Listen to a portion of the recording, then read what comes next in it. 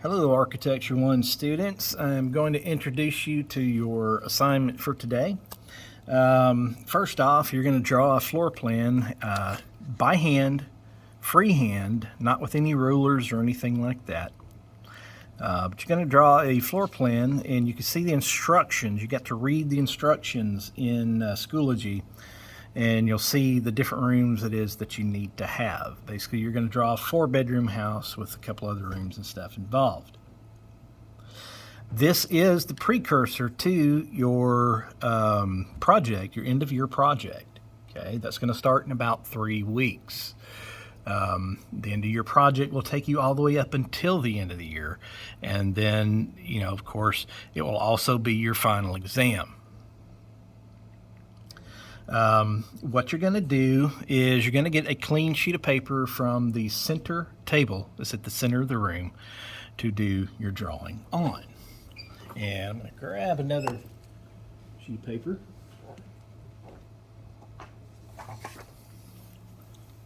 And show you how to start this thing. Now this floor plan, you've got until Wednesday, the end of the class Wednesday, to turn it in. Again, it's just a hand drawn. There's no perfection to it or anything like that.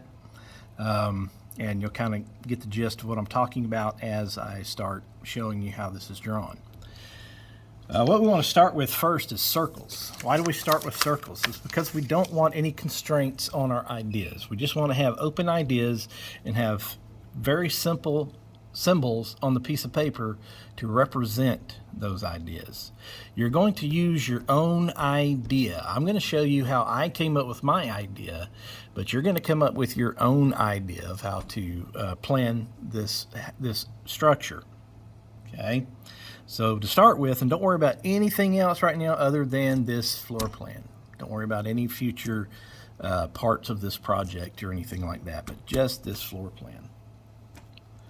Okay, so first I start out with circles, and I told myself when I'm doing this is what is it that I want? What do I think will make a good design for my clients? So, of course, we don't have clients to actually talk to in order to get their, design wishes and things. So we kind of assume that we've already done that and just use what we know to be, common knowledge, I guess, with regards to design. But I wanted this house to be built or to be designed starting from the living room and then everything being based off the living room. Okay, so this circle represents the living room. All right, and what I started thinking about next are the relationships from this living room. So I've got a kitchen here, dining room here. Okay, maybe a little bigger. I also thought that I wanted the garage toward the back of the house, just like so. And then I wanted the master bedroom and bathroom to be right here, kind of off the living room and the kitchen. And then I'm going to have a sleeping area for all my minor bedrooms right over here. So I have one minor bedroom, a bathroom, another minor bedroom. And then I have a flex room. Excuse me. Now, I wanted the flex room only to be accessible off the living room. I didn't want it to have access to these other bedrooms because the flex room could be an office. It can be turned into a bedroom or a guest room or something like that. Also, I'm going to have a patio. I have a patio right back here. Okay. So now I know what all these places are, and of course, if you need to, you can name them here. Okay, but I didn't name mine until I started making squares out of them, or rectangles and squares. So now I'm starting to draw the floor plan. And I'm just using the circles that are already on here, and I'm just kind of overlapping them. Okay, and I'm drawing each one of the rooms and how they're going to relate to this room, this living room. Okay, and as you can see on here, I did that. So here's my living room, kitchen, dining, garage, bath, master bath, and master bedroom, Sleeping area over here for the minor bedrooms and a bath right there in the center. All right, I should be pointing probably with my pen. All right, and then the flex room, which is right off the living room. Okay, so what I did, I just drew over the circles. I kind of squared everything in and put names on it. You know, I want this to be the living room, that to be the master bedroom, garage, patio, dining room, kitchen, so forth and so on. I also thought about my storage and utility spaces. Okay, I got to think about that because I've got to have room for that. So I thought about where am I going to put the air handler and the water heater. I put it right in here. Where am I going to put all my casework, my cabinets, and appliances in the kitchen, which I put them right here. That was the best way to use the space. Okay, and then bedrooms. Where am I going to have the closets? Okay, so I drew the closets in where they needed to go. Here's another one for the master bedroom. I haven't drawn one for the flex bedroom yet, or the flex room, but I will. I drew the flex room with dashed lines. I also drew this master bath with the dashed lines because I'm not 100% sure how I want that to be. Okay, but I did just go ahead and represent that with some dashed lines. Now, overall, this project, let's see. Okay, I talked about naming the spaces. So you got to name the spaces. And you also want to estimate the size that you want this space to be. That's what I've got right here. So this master bedroom, 15 by 12. And I also calculated this area. So 15 times 12 is 180. What I did at the end is I counted all of my living space. I added up all of my living space. Living space is air-conditioned space, the space that you're going to live in. It does not include the patio, does not include the garage, does not include any closet. Okay, I just added up the spaces, the estimated spaces for the room to see where I'm at, because I want to make a structure that is 1,700 square feet. Not exactly 1,700 square feet, okay? Within 5% of that.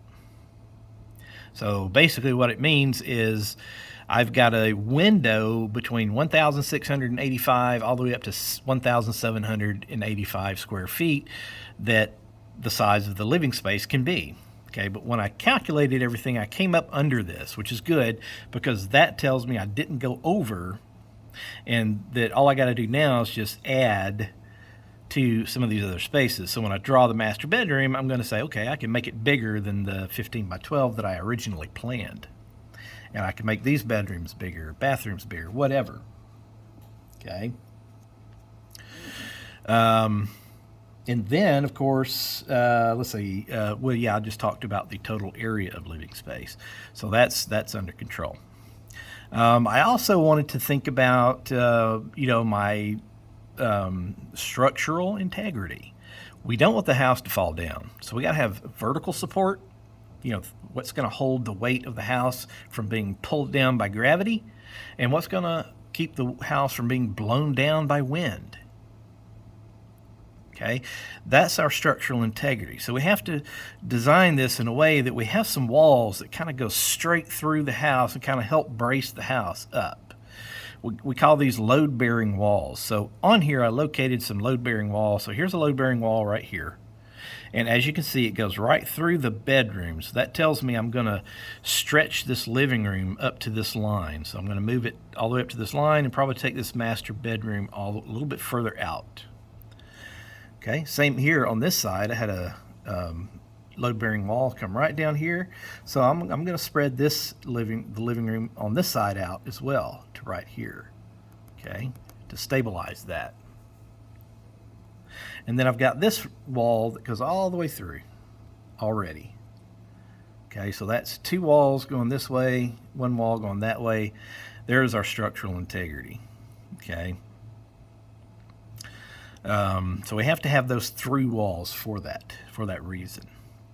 Now, as I was drawing this, or after I got done, I also kind of did a little sketch up here of what it's going to look like from the front once it's done. Just kind of a really simple, just idealistic sketch. Definitely not even close to the real thing, but it kind of gives me an idea. So I'm going to have like a double gable right here. I might have a gable here, or I might just hip this. I might hip that roof instead of gabling the roof. But then, of course, you can see my the windows and things, how that sort of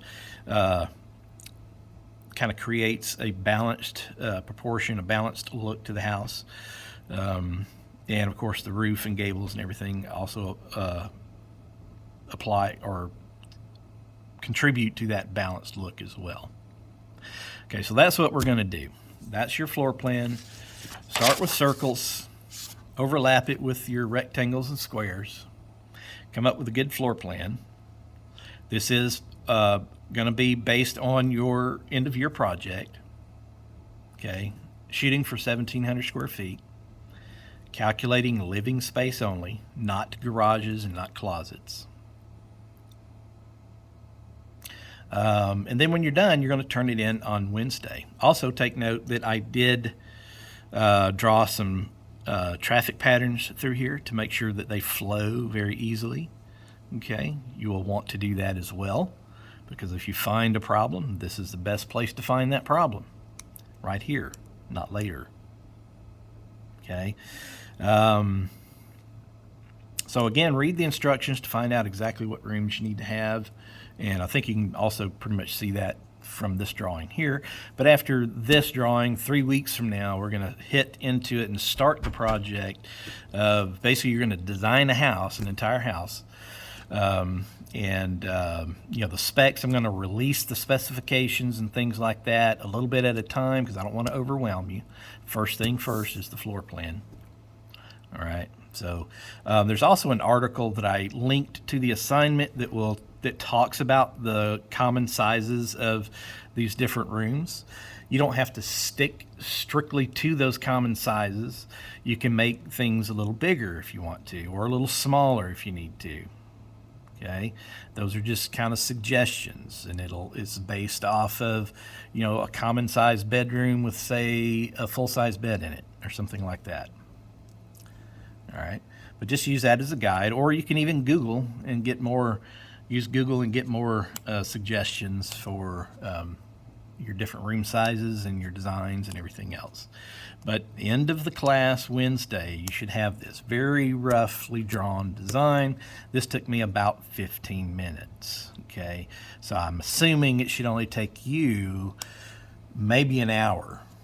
Okay, to really get your thoughts flowing on this and kind of decide where you want things. But you're actually getting almost 2 hours to work on it because I'm giving you 2 days.